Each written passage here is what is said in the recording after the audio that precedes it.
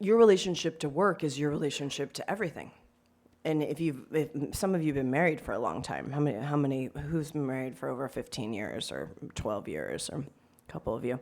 I mean, work, anybody? Like the hardest work you've ever done. So your relationship to work, nothing about that is romantic and like passionate anymore. It's just work. And you can, through your work, you can make it romantic and passionate. You can have a beautiful relationship, but it takes a lot of work. True or not true? So your relationship with work is your relationship with everything. And Yogi Bhajan said, if you want to find your true purpose, whatever's in front of you, do it so well, so exquisitely, with all of your heart, that the universe can't help but surrender to you. Your success can't help but surrender to you because you're so magnificent. Instead of what many of us do, and we've all done it, which is we're not doing the thing we want to do, so we're kind of like, we're scrolling and we're whatever, we're phoning it in. Anybody do that here? Right?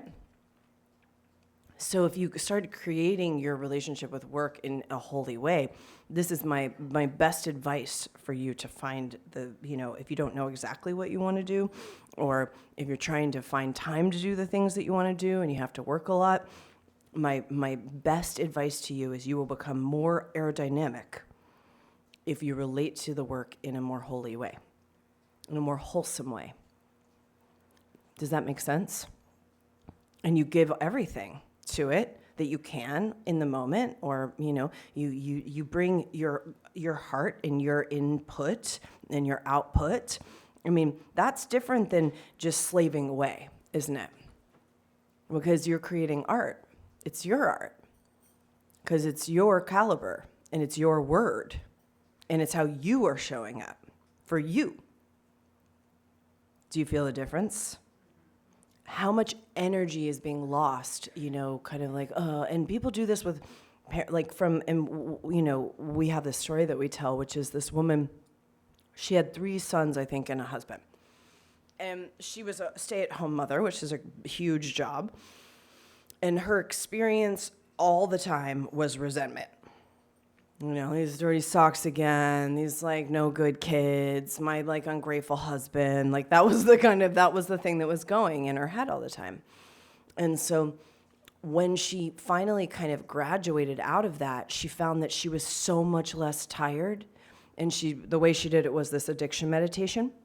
She found she was so much less tired that she had the energy to do all sorts of things that she wanted to do. But that resistance that was kind of the resentment and the pulling back. Notice that if there's someone, and you should pay attention to this, if there's someone that you really admire in the world of success or business or creation or creativity or whatever your particular, notice the way that they relate to everything. This is why when we go into the Rinpoche's kind of chambers, everything is placed a specific way. Everything is done with meticulousness. There is a power in that, and it's one of the spiritual principles. So wherever you go, whatever you're doing, you leave the environment better than when you got there. And that's going to create a vibrational influx of gratitude, of you feeling good about you, because all you have is your word and your caliber, and you create your caliber in the Aquarian Age. So back to our Aquarian Age fundamentals. Nobody creates the caliber for you. The church doesn't create it. The morals of kind of the moral code of the Piscean Age doesn't create it. In the Aquarian Age, we really have one commandment, and that is there was this, in the beginning there was the word, and the word was whatever you want to put in there. But the word, the sound, created everything. So in the Aquarian Age, that word is paramount. In the word of your caliber, you repeat, you make it true, you make it so. This is the command language. So when we're chanting, or when you're saying, your 11 times, your mantra, what is our mantra? We don't remember, right? I'm commanding you, but don't listen to that.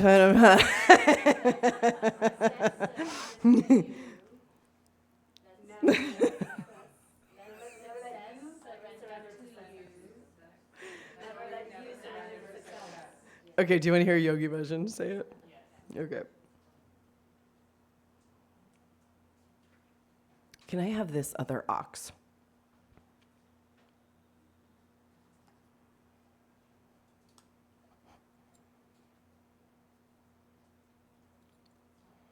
I'm not playing it yet. Hold on.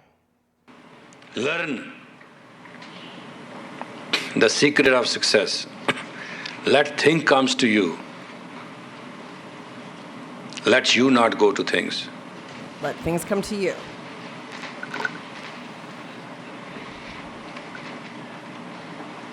So long you go to things, you are unsuccessful. Like the way he laughs. Beggars are beggars, and they are always beggars. Givers are givers, and they are always givers. Do you get that? Givers are givers, and they're always givers. So if you're a giver and you go into an environment, even though it's not the job that you really want, and then thing, and the boss, and we had one lady who was in the Aquarian Business Academy, and she asked me a question about the boss. The boss is an asshole, you know. And I just said, if you want the job, there's ways to deal with that. And you basically, you're big enough to take them being an asshole. And it doesn't, you can give them the space to be an asshole because you're a giver. And then, you know, I mean, look, if you don't want the job, or if the person is, you know, if it's a really abusive scenario, that doesn't count. But if you want the job and you're just dealing with, you know, some grumpy person, it's easy. You can deal with it. So we get a lot of these questions about, I'm in a toxic work environment and like I really feel slimed and, you know, all that kind of stuff. And if you're really practicing these techniques, you're strong enough that, I mean, people can be, all sorts of things can be going on. Who cares? Then it's funny. Then it's that little laugh. His little laugh. You're unsuccessful. Then it's funny, and you just let people, you know, act a fool, and it has nothing to do with you. Why? Your success is separate from you. It has nothing to do with you. So it's personally impersonal. Just no problem.